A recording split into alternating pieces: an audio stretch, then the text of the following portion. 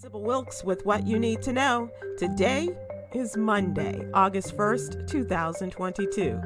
Already. Number 1, basketball great Bill Russell has died, a trailblazer on and off the court. Mr. Russell not only won 11 championships for the Boston Celtics, he also made history as the first black coach in any major U.S. sport. Basketball's first black superstar used his sky-high presence in the fight for civil rights. He marched with Dr. Martin Luther King Jr., supported Muhammad Ali's fight against the military draft, and was awarded the Medal of Freedom by President Barack Obama in 2011. And the NBA Finals Most Valuable Player Award named after Bill Russell. Number 2, actress Nichelle Nichols, best known for her role as communications specialist Lieutenant Uhura in the original Star Trek television series, died this weekend. The star of the 1960 show broke down barriers for black women on primetime television and in science. Madam Nichols often talked about the lightning bolt conversation with Dr. Martin Luther King Jr. that changed her life. When she announced she was not returning for Star Trek's second season, Dr. King told her, "You've changed the face of television forever, and therefore you've changed the minds of people." One of those she influenced, Dr. Mae Jemison, was the first black woman to travel into space. Nichelle Nichols was 89 years old. Number 3, President Joe Biden tested positive for COVID-19 again Saturday, slightly more than 3 days after he was cleared to exit coronavirus isolation. White House physician Dr. Kevin O'Connor said in a letter, the president has experienced no reemergence of symptoms and continues to feel quite well. In accordance with the Centers for Disease Control and Prevention guidelines, President Biden will re-enter isolation for at least another 5 days.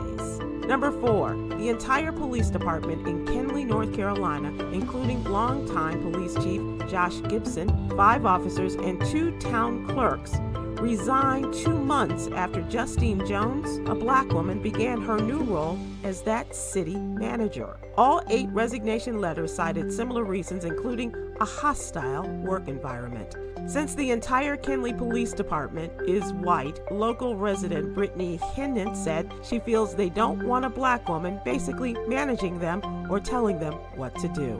Number 5, Democrats in Washington had big and high ambitions this year to boost child care subsidies nationally as a part of the broad domestic spending bill. Those plans stalled because of a lack of bipartisan support. However, some states moved ahead with plans of their own. One of those states included New Mexico, and New York lawmakers passed a state budget in the spring that calls for it to spend $7 billion to make child care more affordable over the next 4 years. The legislation will double previous state support for government subsidies that help families shoulder part or all of their child care costs.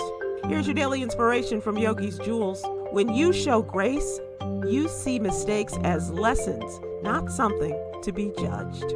Join me today live on YouTube and Facebook at 7 p.m. Eastern, 6 p.m. Central with the wonderful comedians Huggy Lowdown, Chris Paul, and social justice activist Coy Malone as we discuss today's top headlines and more. Thank you to our What You Need to Know partners, Alpha Kappa Alpha Sorority Incorporated and the American Heart Association. To subscribe to my free daily newsletter, please visit SybilWilkes.com. Be informed, be empowered.